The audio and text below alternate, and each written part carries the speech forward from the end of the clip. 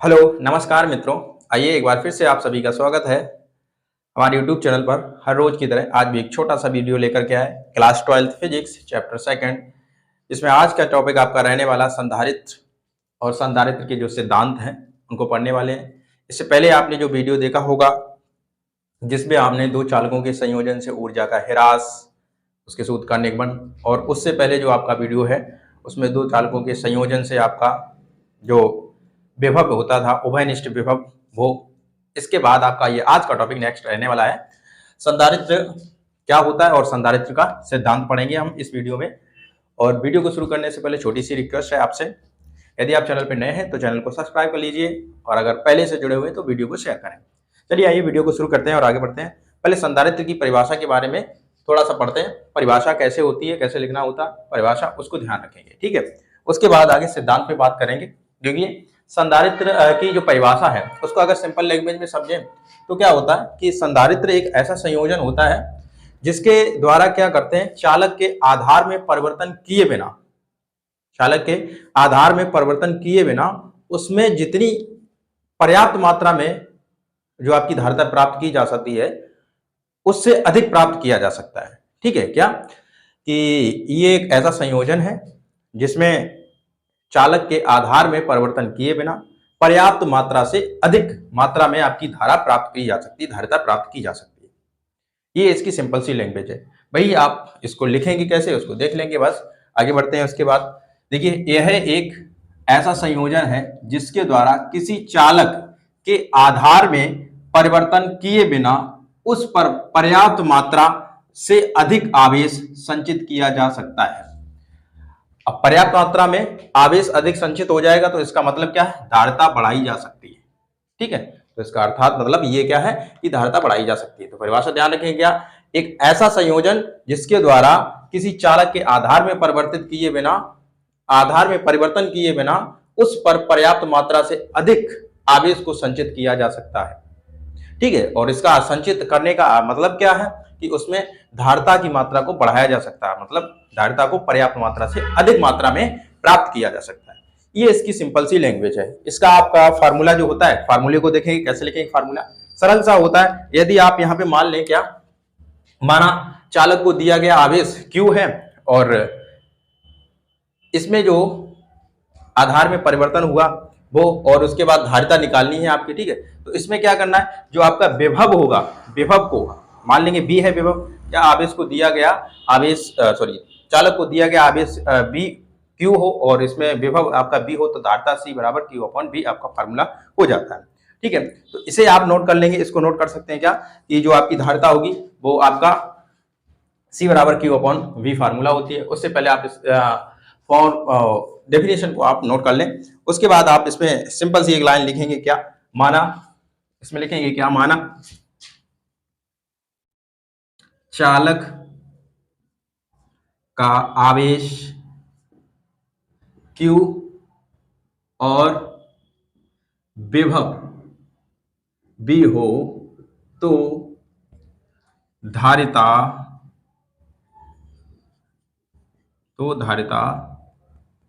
C बराबर Q/V तो हो जाएगी।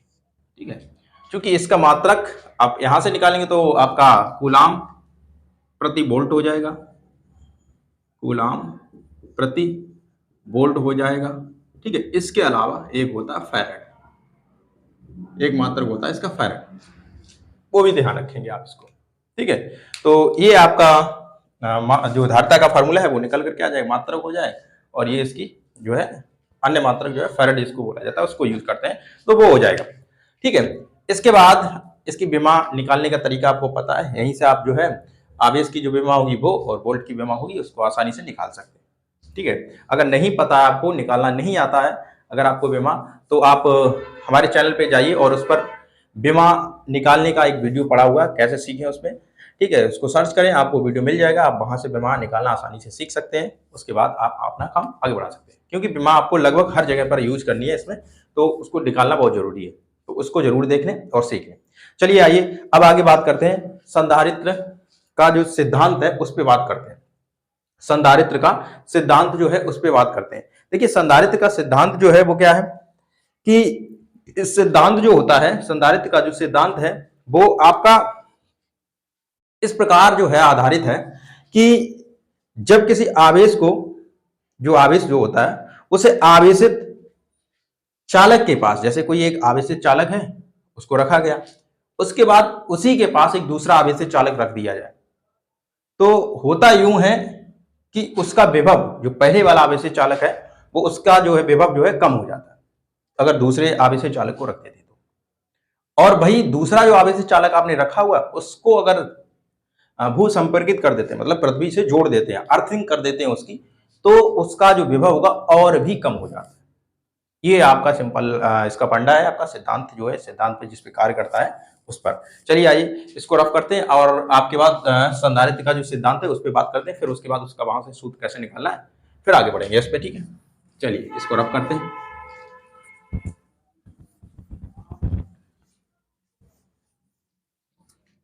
संधारित्र का सिद्धांत,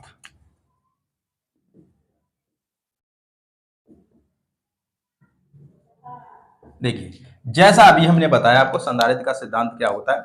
इस सिद्धांत या ये सिद्धांत जो होता है इस तथ्य पर आधारित होता है कि जब किसी आवेशित चालक को, आवेशित चालक के पास कोई अन्य आवेशित चालक रखा जाता है तो पहले वाले आवेशित चालक का विभव जो है कम हो जाता है।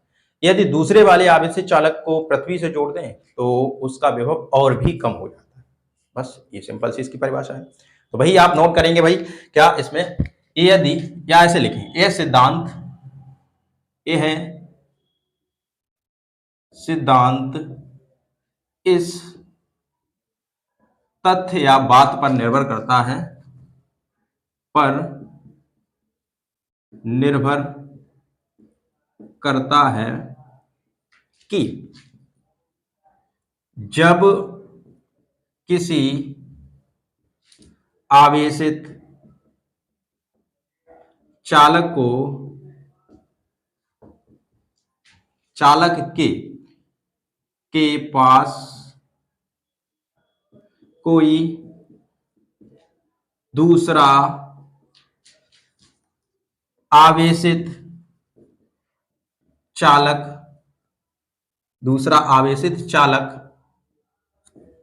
लाया जाता है या रखा जाता है तो इसका विभव कम हो जाता है, कम हो जाता है।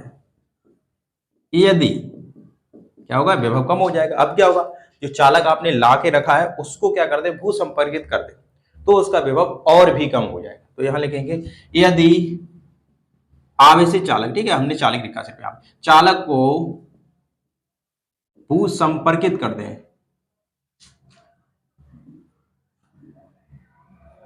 संपर्कित कर दें अर्थात पृथ्वी से जोड़ दें, तो विभव और अधिक कम हो जाता है। मतलब जितना कम हुआ है उससे भी कम हो जाता है और अधिक कम हो जाता है, कम हो जाता है। ठीक है, तो ये आपका सिद्धांत है। इस सिद्धांत पे ये कार्य करता है क्या, ये इस तथ्य पे काम करता है कि यदि किसी आवेशित चालक को लेकर के उसके पास कोई अन्य आवेशित चालक लाया जाता है तो ये जो होता है पहले वाले आवेशित चालक का विभव कम कर देता है। यदि वही आवेशित चालक को क्या करते हैं, अगर हम पृथ्वी से भी जोड़ देते हैं तो क्या होगा, उसका विभव और अधिक कम हो जाएगा। ये इस तथ्य पे कार्य करता है। चलिए ठीक है, ये आपकी परिभाषा लैंग्वेज आपकी हो गई होगी। ठीक है, तो अब इसको आप पहले नोट कर सकते हैं, उसके बाद आगे आपको बताते हैं टॉपिक।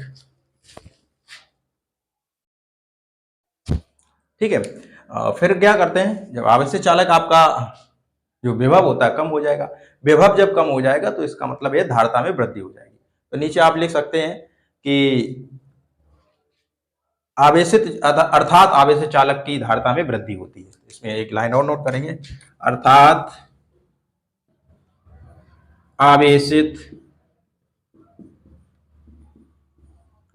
चालक की धारिता में वृद्धि होती है, वृद्धि होती है। ठीक है, अर्थात आवेशित चालक की धारिता में वृद्धि होती है। चलिए ये नोट हो गया होगा। ठीक, इसका देखिए आप छोटा सा डायग्राम है, इसको बताते हैं आपको। ये रहा एक आपका आवेशित चालक, जिसपे जो है धन चार्ज है आपका, ठीक है, प्लस चार्ज। ये क्या करते हैं, इसके पास अगर हम कोई दूसरा आवेशित चालक रखेंगे, ठीक है, इसके इस साइड होगा धन चार्ज और इस साइड ऋण चार्ज, माइनस का चार्ज होगा, ठीक है। तो इससे रखने पर ही इसका विभव कम हो जाएगा। लेकिन उसने दूसरा पॉइंट और बोला, दूसरी लाइन क्या, यदि हम इस चालक को भू संपर्कित भी कर देते, जमीन से जोड़ देते, पृथ्वी से जोड़ देते, तो विभव और अधिक कम हो जाता है, ठीक है। क्या होगा, और अधिक कम हो जाएगा। चलिए इसी के आधार पे अब आगे हम इसका निगमन करेंगे सूत्र का। इसको चालक ए चालक बी मान लेंगे और इसका निगमन करेंगे, ठीक है। तो ये आपका हो गया। आइए निगमन करते हैं इसमें क्या। अब चालक ए के कारण जो आपकी धारिता होगी वो लिखेंगे इसको। देखिए जब इसको रखा नहीं गया था तब इसकी धारिता क्या थी वो लिख लेते हैं। क्या, चालक ए पर धारिता जब इसे रखा नहीं गया होगा तो इसकी धारिता में भी कोई परिवर्तन नहीं होगा। तो वही जो आपकी सिंपल सी बराबर Q अपॉन बी जो होता है उसी को लिख लेंगे, इसको इक्वेशन नंबर फर्स्ट डाल लेंगे। लेकिन अब क्या करेंगे, इसमें जो आपका दूसरा चालक है इसके पास रख दिया गया। अब क्या किया, जो दूसरा चालक बी माना हमने, इसको क्या किया, भू संपर्कित किया गया। तब चालक की धारिता क्या होगी, विभव में कमी आ जाएगी। तो विभव में कमी कितनी आ जाएगी, ये जो विभव है इससे भी अधिक कम हो जाएगा ये, ठीक। तो देखिए क्या लिखेंगे, दूसरा पॉइंट में इसको ऐसे लिखेंगे, क्या, चालक बी को पृथ्वी से जोड़ने पर विभव में बी डैश कमी आती है,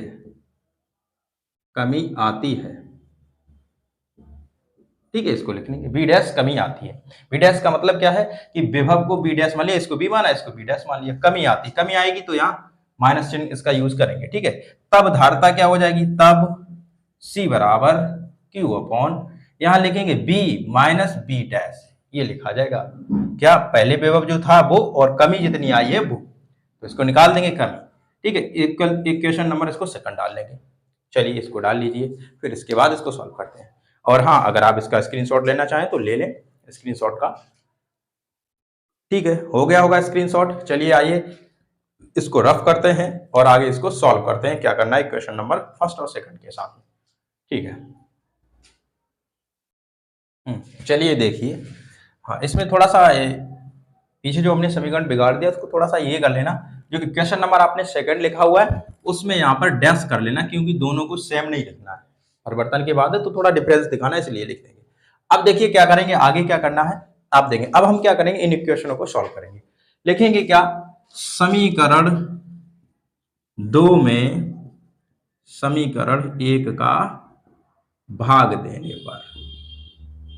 देने पर तो क्या हो जाएगा आपका, समीकरण 2 क्या है, C dash is equal to Q upon B minus B dash. इसके बाद इधर यहाँ C कर देंगे, इसके अपॉन में Q अपॉन बी कर देंगे। जब इसे सॉल्व करेंगे तो इस अंदर का अंदर बाहर का बाहर मल्टीप्लाई हो जाएगा, तो C dash C is equal to Q V upon में B minus B dash into में Q। ये Q से Q कैंसिल हो जाएगा। जब ये कैंसिल हो जाएगा तो आपका इधर निकल करके क्या आएगा, देखिए इसको, C डैश इज अपॉन में C is equal to B upon B minus B dash, ये निकल करके आपका आ जाएगा फार्मूला, ठीक है। अब यहां से थोड़ा चीज ध्यान रखें कि क्या, देखो जब ये विभव जो था उसको पृथ्वी से जोड़ने से पहले, ये जोड़ने के बाद, इसका मतलब हमने क्या बताया, पृथ्वी से जोड़ने के बाद उसका विभव और कम हो जाता है। इसका मतलब ये वाला विभव इसकी अपेक्षा ज्यादा होगा, ठीक है। पहले जोड़ने से पहले वाला जो विभव होगा इसकी अपेक्षा ज्यादा होगा।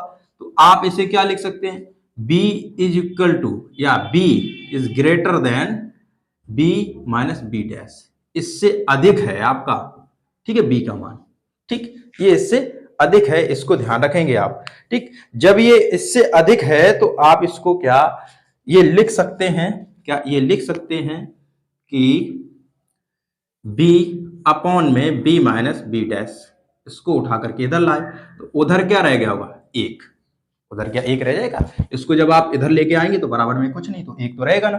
ठीक, ये हो जाएगा। अब क्या करेंगे, हम इसकी जगह पर पूरा क्या एक लिख सकते हैं, यहाँ पर इसकी जगह पर एक लिख सकते हैं क्या, तो इसके कहने का मतलब ये है B dash sorry C dash upon में सी इज ग्रेटर देन 1।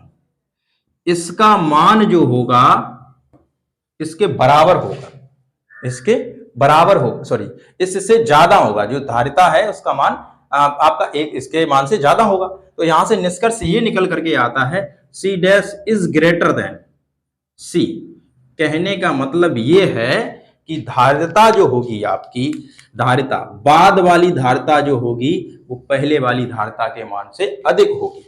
जो हमने शुरुआत में आपको परिभाषा लिखाई थी उसमें हमने यही तो बोला था कि जो है विभव के मान में कमी होती है, जिससे आवेशित चालक का आवेश जो होता है वो अधिक संचित हो जाता है और धारिता का मान बढ़ जाता है। तो देखिए आप इसमें क्या, जो आपकी संयोग वो संपर्कित करने के बाद धारिता होगी वो ज्यादा होगी, किससे, संयोजन वो संपर्कित पहले करने से पहले, पृथ्वी से जोड़ने से पहले। तो ये आपका निष्कर्ष यहां से निकल करके आया क्या, धारिता जो होगी वो संयोजन के पश्चात ज्यादा हो जाएगी, जबकि विभव संयोजन के पश्चात कैसा हो जाएगा, विभव संयोजन के पश्चात कम होता है, संयोजन से पहले ज्यादा होता है। ठीक है, वैसे इसमें भी है क्या, धारिता संयोजन के पश्चात बढ़ जाएगी और संयोजन से पहले कम होगी।